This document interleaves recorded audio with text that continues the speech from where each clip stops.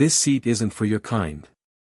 Gasps broke out across the cafeteria as Claire leaned back, her legs sprawled over Amara Johnson's desk like it was her personal throne. A cluster of students at the next table snickered, phones rising in sync, eager to capture humiliation. Amara stood frozen, her lunch tray trembling, the weight of 100 eyes pressing down on her. Claire tapped her heel against the desk, each strike like a drumbeat of mockery. Someone whispered, she should just walk away. The sound spread, sharp as glass, cutting through the buzz of the room. But Amara didn't turn. She placed her tray down, slow and deliberate, as if anchoring herself to the ground. Silence thickened, and what came next would erase every smirk in that room. The laughter didn't fade. Claire swung her foot from the table like she was dangling power itself, her friends Hannah and Vanessa circling in with their phones angled high. "Smile, Amara," Hannah taunted, "the whole school's about to see how desperate you are for a seat." Vanessa chimed in, "Don't worry, she won't fight back. She's used to scraps." Their words cut sharper than the cafeteria noise, each syllable grinding into Amara's chest. Amara's hands curled into fists at her sides, but she forced them open, her nails leaving crescent marks against her palms. She remembered too vividly how every time she spoke up, it was twisted back against her. Her past wasn't a secret in whispers, some said her family ties were dangerous, others mocked the rumors. What none of them knew was that the most feared man in the city had once called her his savior. That truth, hidden beneath her calm, sat heavier than the laughter around her. Claire slid from the desk and yanked at Amara's necklace, the silver chain her most guarded possession. It was a gift, not of wealth but of meaning, given by the man she had once saved. Gasps erupted as the chain snapped, falling into Claire's hand. "This looks cheap," Claire smirked, holding it high like a trophy. Phones zoomed closer. Amara's chest burned, not from shame but from a fire that had smoldered far too long. The principal's voice echoed faintly from the hallway, but he didn't enter. No one did. The students formed a circle, hungry for spectacle. Claire pushed harder, pressing her shoulder into Amara's space, daring her to break.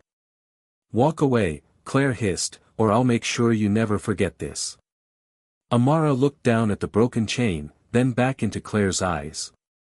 The trembling tray was gone, replaced by stillness in her body that unsettled even the loudest whispers.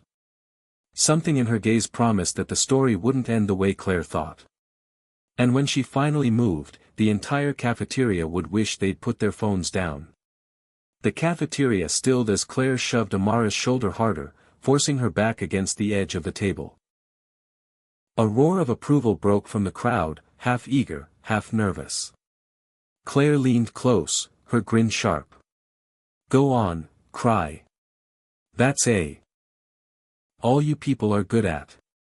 Amara's chest rose once, steady, before she snapped into motion. Her knee shot upward, striking Claire square in the ribs with a sound that silenced the room. Claire staggered, choking for air, her smirk gone. Phones shook in trembling hands, recording every second. Vanessa shrieked, dropping her soda, Hannah gasped, nearly fumbling her camera. Amara didn't advance. She stepped back, shoulders squared, eyes locked on the girl hunched over. "You touched what doesn't belong to you," she said, her voice low but unshakable. "Now you understand consequence." The principal stormed in at that exact moment, his face rigid with fury. "Johnson!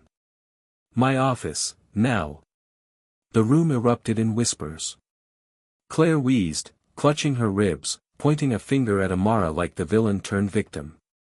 She broke me." Amara walked past the circle of students, their eyes wide. She stopped at the principal's desk minutes later, where Claire sat pale, pretending weakness. Harris's tone was heavy with accusation. "You broke a student's ribs in front of witnesses. Do you understand how serious this is?" Amara placed the snapped necklace on his desk, then slid a small flash drive beside it. "Play it," she instructed. Harris hesitated, then inserted it. The screen filled with Hannah's own footage, mockery, the theft of the necklace, the shove. Gasps spilled through the office as the truth unfolded. Harris leaned back, stricken, the weight of evidence undeniable. Claire's voice on video was venom, every insult clear. When the recording ended, Amara's voice carried the room, "You can punish me. But if you let this stand, I will not be the only one who speaks. The world is already watching." For the first time, it was Claire, not Amara, who looked trapped. The office door creaked open again, and a hush swept over the room. Students who had crowded the hallway now stared through the glass, their phones raised. The video, already shared online, was climbing faster than anyone inside realized. Claire tried to hide her face, but the whispers outside grew sharper, crueler, directed at her this time. Principal Harris rubbed his temples, glancing from the broken necklace to Amara. His voice was rough but softer than before. This changes everything." Before Claire could protest, a knock at the door startled everyone. A tall man in a tailored suit stepped in, his presence commanding without a word. Few knew his name, but those who did froze. He was Marcus DeLuca, the Mafia boss whispered about in every headline. His eyes swept the room, pausing only when they landed on Amara. "She once saved my life," he said calmly, his accent carrying weight heavier than steel. "And anyone who touches her, touches me." The silence was absolute. Claire's face drained of color, Vanessa stammered behind her. Harris cleared his throat, suddenly cautious. "Mr. DeLuca, this is a school matter." "Then treat it as one," DeLuca replied, gaze never leaving Amara. "But know this, respect is owed where it is earned." He turned to leave as swiftly as he had entered, but the mark of his words lingered like smoke. The students outside erupted, their whispers now reverence, not ridicule. Amara didn't smile, didn't boast. She simply retrieved her necklace from the desk, holding the broken chain in her hand like a banner of survival. The story was no longer about shame, it was about a truth too loud to bury. The next morning, the cafeteria buzzed with a different rhythm. Screens replayed Hannah's clip on loop, but this time the comments scrolled in Amara's favor. She stood her ground. They deserved it. Respect. Claire, her ribs bound and her pride shattered, was absent. The empty seat where she once ruled was now a symbol, and no one dared occupy it. Principal Harris called for a school assembly. Whispers hissed through the crowd, everyone expected Amara to be expelled. But when her name was called to the stage, the air shifted. Harris's voice carried steady. "Yesterday, we witnessed cruelty. But we also witnessed courage." Amara Johnson defended not only herself, but the dignity every student here deserves. Applause rose, hesitant at first, then rolling through the gym like thunder. A few students even stood, clapping harder, their voices echoing, "That's right." Hannah lowered her camera, cheeks flushed, not from pride but shame. Amara stood tall under the lights, the broken necklace now repaired, gleaming against her uniform. She didn't speak long. "I never wanted to fight," she said, voice clear. "I only wanted to belong. If one of us is shamed, all of us are less." The room held its breath, not from fear but from a weight of realization. When she stepped down, a younger girl she'd never met slipped into stride beside her.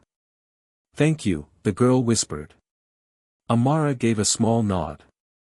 She didn't need to say more. Sometimes survival itself speaks loudest, and sometimes a single act of defiance can echo far beyond the walls where it happened. When cruelty surrounds us, silence can feel like the safer choice, but silence never changes what is wrong. Amara's stand reminds us that defending our dignity does not require vengeance, only courage. If you have ever felt overlooked or treated as less, remember that your presence itself holds power. Share this story with someone who needs strength today, and join our community by subscribing and leaving your own voice in.